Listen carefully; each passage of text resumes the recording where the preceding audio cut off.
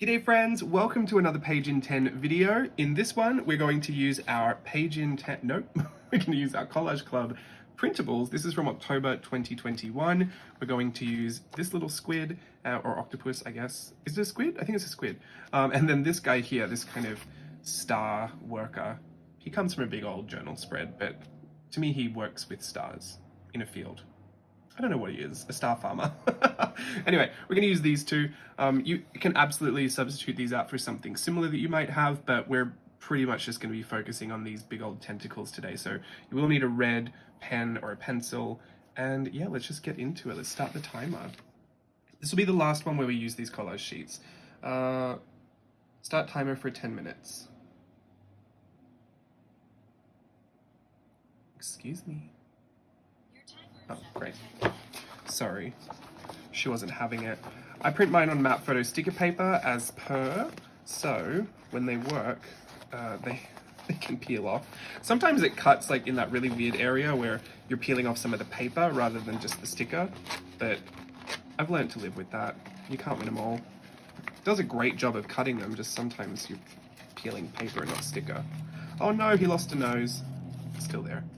Okay, I'm gonna put this here for a second on my metal clip. And I'm gonna peel off my octopus. So I want this, I think I want this over here. I want him holding it. I think I'm gonna hold it. I don't want it to get in the way. You know what? I'm just gonna place him down like that, just so I can get myself sorted. So he's kind of near the gutter of the book. And then this one, I'm going to place it maybe right in that little nook, right next to the eye. And she's going to kind of be right in the middle. Oh, my nail has sliced right through it. It's okay. You won't really notice it, but if you do go close, you can see it's sliced in half now. Cut the end off.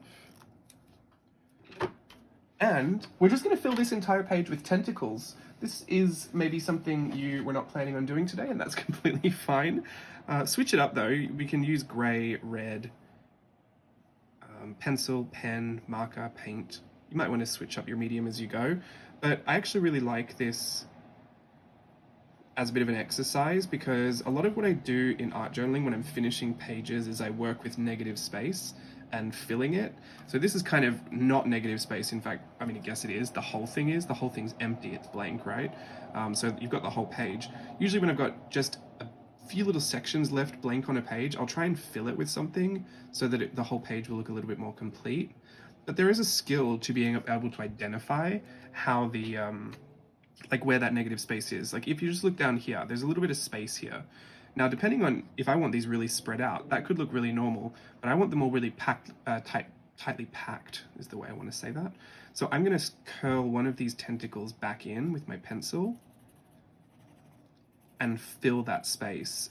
And you'll start to get a really good practice of kind of spatial awareness and spatial reasoning, which is a good skill to be able to have when you're trying to finish those journal spreads that you find particularly confusing. Now, we're not going to have enough time to do lots of tiny little tentacles, so I'm going to use this pen, this Tombow, to do a few larger ones. And like I said, use red, but also use a grey, because with the grey, you've got the outline there. You can use a bigger brush pen or a bigger red pen or something, and now you can just put the stripes on. And it will be a lineless look, which is also really fun. So it's pretty simple, but you are kind of practicing a skill that I find very, very useful for art journaling. However, it really just comes down to the type of art journaling you enjoy. Some people don't care if their page isn't fully finished, and some people really care. I do and I don't, I guess. I have moods. I go through phases. I'm gonna wind this one back in. The tentacle is a fun shape because it's like bendy, right? You can put it in any kind of formation and it will look correct. But this lesson is not harder than this. And is it really a lesson? Kind of. You're supposed to enjoy it while you do it, so hopefully you do. You could pick a much smaller area. I just had these 2 blank pages, but you could actually put this in the corner of your book, and maybe the rest of your pages are done, and you just want to put the tentacles everywhere that still has that open space. I'm just going to put the stripes on this one. It's very similar to the star exercise that we did, where we just apply a lot of that spatial reasoning. I'm going to use the dot marker for this one.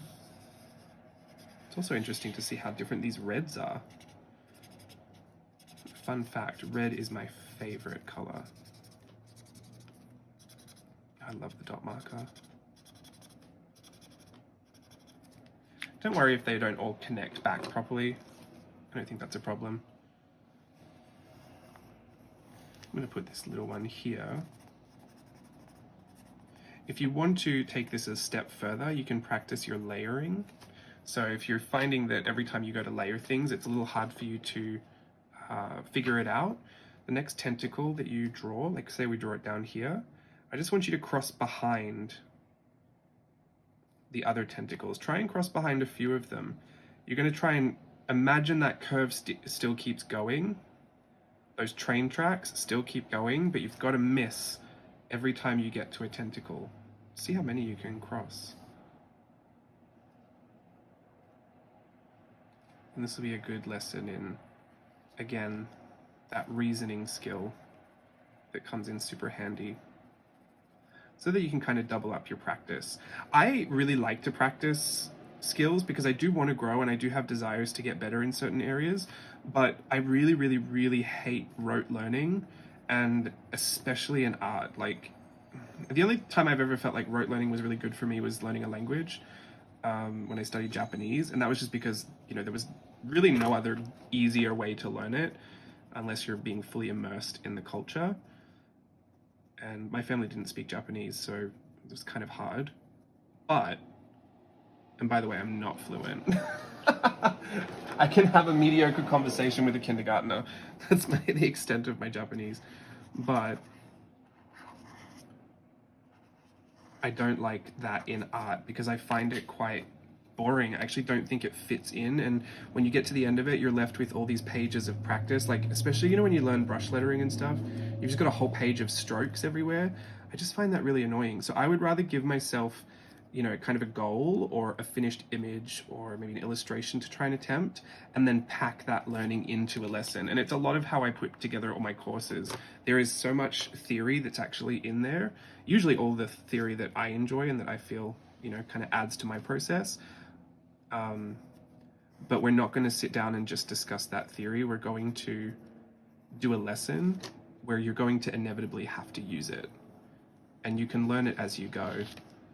See, now I'm kind of tapering those strokes, and I'm layering them, and I'm filling that negative space just to get more of that ground covered, and the effect starts to look really different.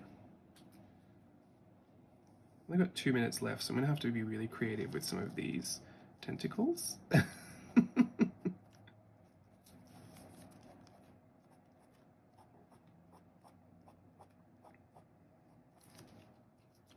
Might be really effective to fill all the background. If you were going to spend some more time on it and fill the background with ink or something, like black ink, it would really make them all pop.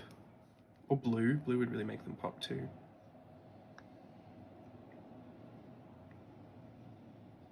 I think we did a pretty good job. That looks pretty full to me. I think I could put one extra just down here. I'll just put these little lines all over it. I like stripes as a pattern. I also like polka dots. And to finish it off, I'm going to grab that gray and put him down here as well.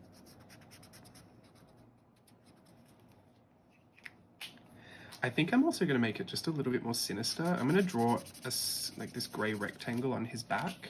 I'm going to trace around it with a black marker, kind of cut it in half, and draw another little rectangle on there. And I'm going to have some of these tentacles kind of like falling out of his bag. So he's collecting these gray ones. It's okay, it doesn't hurt them, but I mean, that's my story I'm going with. Some people might interpret that differently. But he was a star farmer, and now he's going to be a tentacle farmer.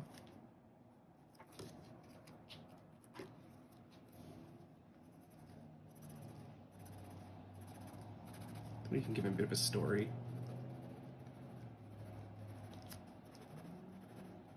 Again, another reason I love using these Collage Club elements, because sometimes when you're just free playing,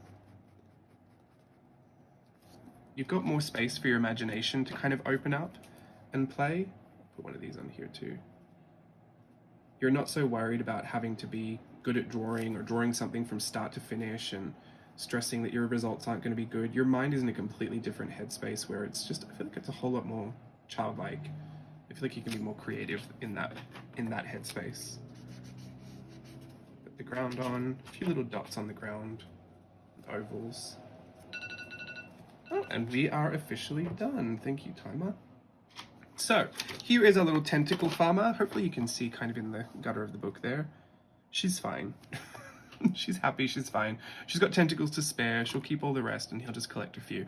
That is our last page in 10, where I'm going to use my Collage Club downloads for October 2021. I might end up doing that again. I'm not quite sure. I actually love doing all the Collage Club sheets, but I also love to share how I use them. A lot of the times I just use them as decoration in my planner, but there are times where I will bring them into my kind of art journaling or my creative journaling that, you know, is a lot more illustration based and kind of give them new spins. In fact, this sheet here just goes to show that, like, I will reinterpret things over and over and over again. This little digi stamp, this back from like 2016, 15 maybe, is here and here as well, and they just all had different paint jobs, all just different colors.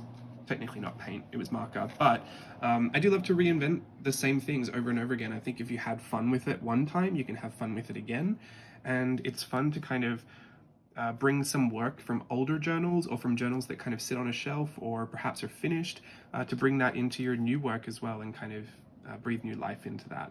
So I'm going to call that one done. Oh, do you know what? This sticker looks like it would be really great to put there.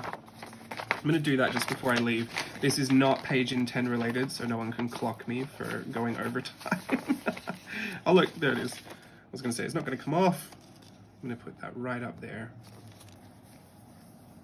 I think all of this would look really fun with a dark blue background, like an ink blue. I'm going to leave that with you.